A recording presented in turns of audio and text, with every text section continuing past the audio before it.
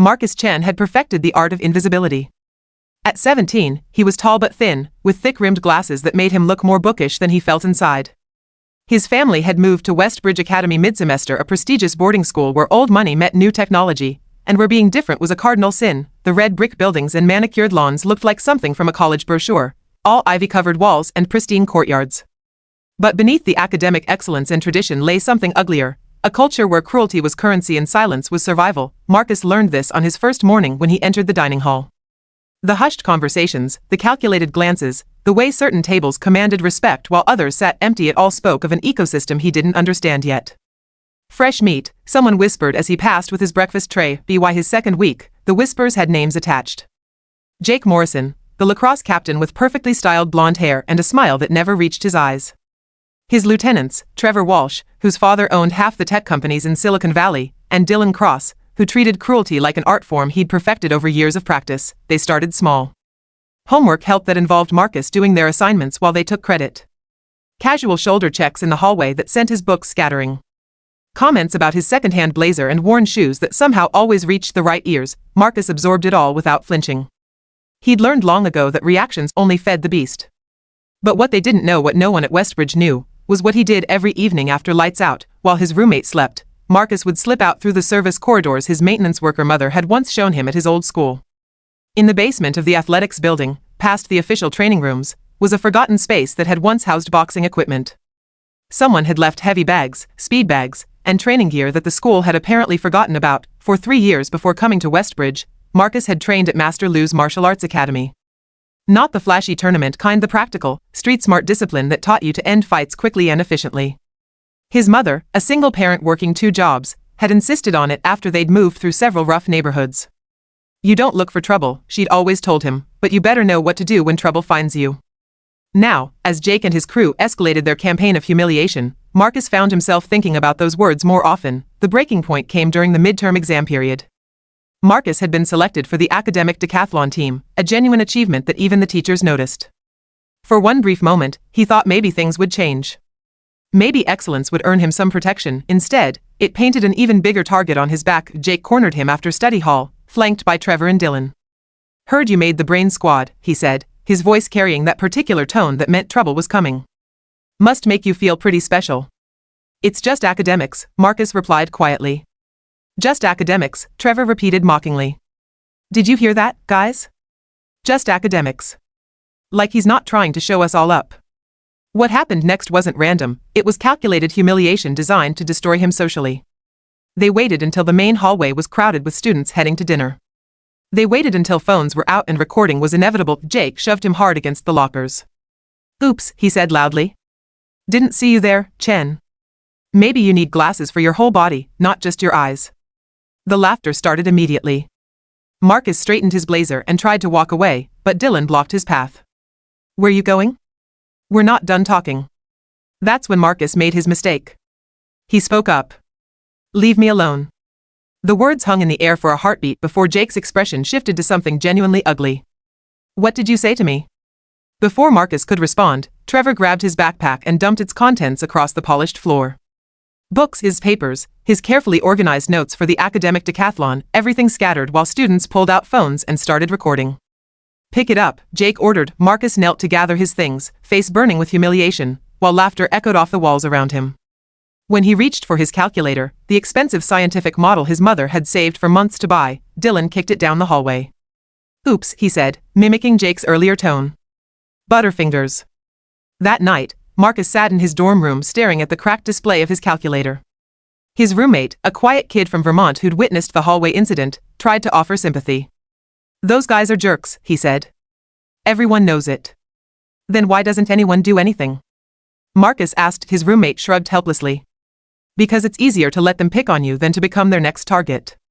The next morning, Marcus went to see the Dean of Students, Dr. Patricia Hoffman. Her office was all leather-bound books and diplomas, with windows that looked out over the quad where students were already gathering for their morning classes. I see, she said after Marcus explained what had been happening. She didn't look up from the papers on her desk. And you're certain this isn't simply the normal friction of adjusting to a new social environment? Normal friction doesn't involve destroying someone's property, Marcus said carefully. Boys will be boys, Mr. Chen. My advice is to focus on your studies and try not to provoke these situations. Sometimes the best response to immaturity is to rise above it. Marcus felt something cold settle in his stomach. So you're not going to do anything? I'll keep an eye on the situation, she said dismissively. But I find that most of these conflicts resolve themselves when students stop feeding into them. That afternoon, Marcus called his mother from the phone booth near the library, one of the few places on campus with actual privacy. They're not going to help, he told her. His mother, Elena Chin, was quiet for a long moment. When she spoke, her voice carried the weight of her own experiences with institutional indifference. Then you handle it the way we talked about. But you make sure, absolutely sure, that when you do, it's because you have no other choice. I don't want to be like them. You could never be like them, Mijo. But sometimes the only language bullies understand is strength. The opportunity came 3 days later. Marcus was walking back from the library after dinner when he heard footsteps behind him. Not unusual, lots of students used this path. But when he turned onto the less traveled walkway that led to the dormitories, the footsteps matched his pace exactly. He knew without looking back that it was Jake and his crew. Hey, Chen, Jake called out. We need to talk. Marcus kept walking, but Trevor cut around and blocked his path while Dylan flanked him on the other side. They were in the shadows between buildings now, away from the main pathways where teachers might intervene. You've been making us look bad, Jake said conversationally. All this studying, all this academic achievement. It's like you're trying to prove you're better than us. I'm not trying to prove anything. Sure you are. And now you went crying to the dean about us. That wasn't very smart. Marcus felt his heart rate increase, but his voice stayed steady. I just want to be left alone. Too late for that, Trevor said. Way too late. What happened next unfolded in slow motion. Jake shoved him backward. Marcus caught his balance and tried to step away, but Dylan grabbed his arm.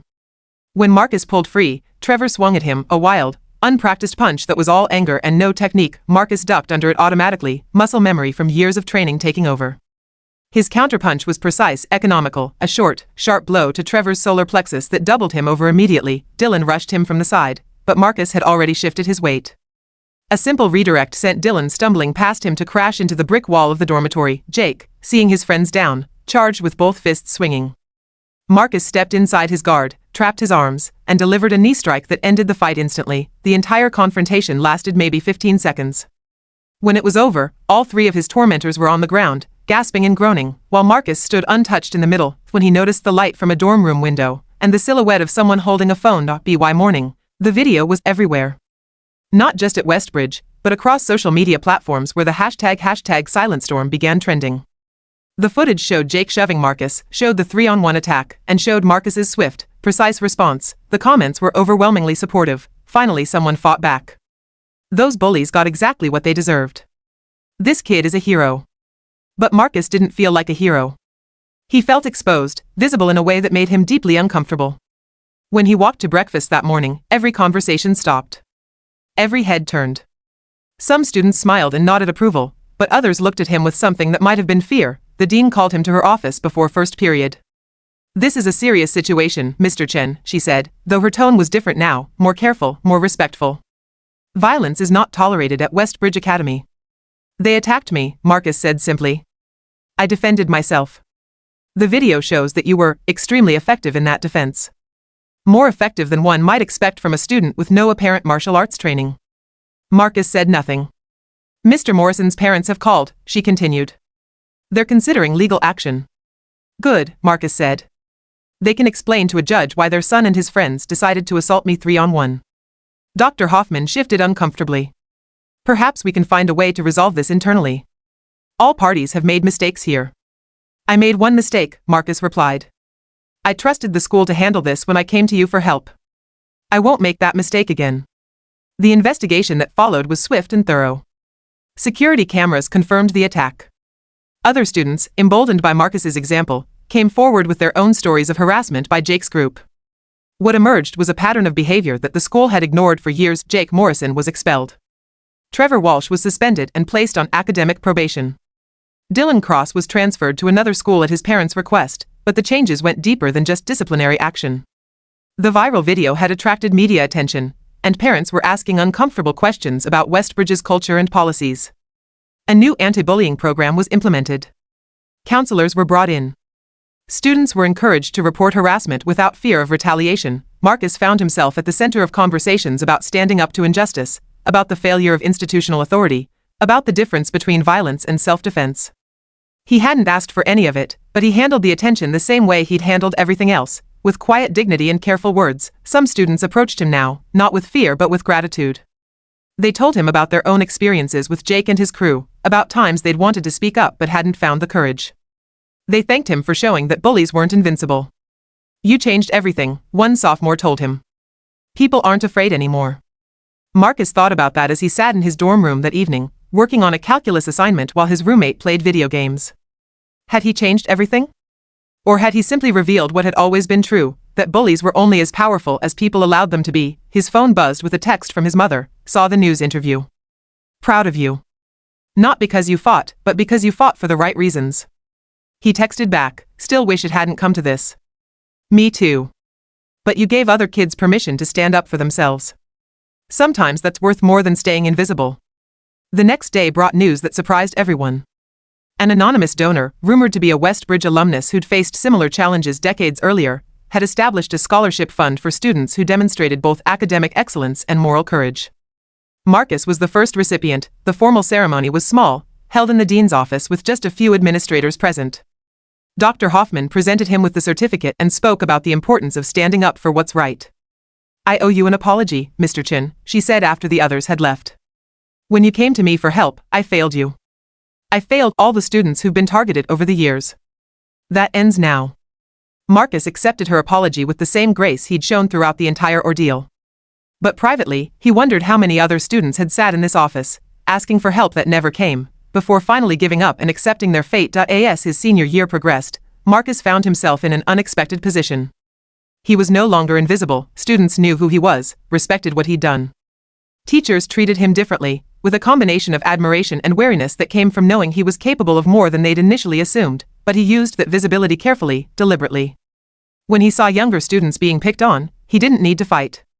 A quiet word, a steady look, sometimes just his presence was enough to make potential bullies reconsider their choices. The academic decathlon team won the state championship that year. Marcus's teammates credited him not just with intellectual contributions, but with creating an environment where everyone felt safe to contribute their best ideas without fear of ridicule. At graduation, as Marcus walked across the stage to receive his diploma and the announcement of his full scholarship to MIT, the applause was genuine and sustained. He'd earned something more valuable than academic recognition. He'd earned respect. In his valedictorian speech, he spoke about the difference between being strong and being powerful. "Strength," he said, "is what you do when no one is watching. Power is what you do when everyone is. The person I want to be is strong enough to help others find their own power." After the ceremony, as families gathered on the quad for pictures and celebrations, Marcus found himself approached by a group of younger students. They were the quiet ones, the awkward ones, the ones who might have been targets in the old system. "Thank you," one of them said simply, "for showing us we don't have to be victims." Marcus looked at them, really looked at them, and saw something he recognized. Not fear or resignation, but determination. They'd learned what he'd learned, that silence could be a choice rather than a prison, that strength could be quiet until it needed to be loud. "You were never victims," he told them. "You just needed permission to remember that." As his family packed up their car and prepared to leave Westbridge behind, Marcus took one last walk around the campus.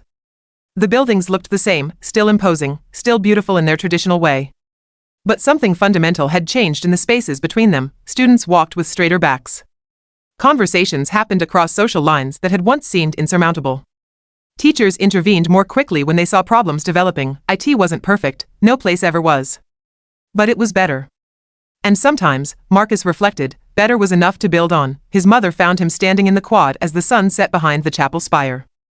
"Ready to go?" she asked. Marcus nodded, shouldering his backpack, a new one, a gift from his academic decathlon teammates. "Ready." As they drove away from Westbridge Academy, Elena Chin glanced at her son in the rearview mirror.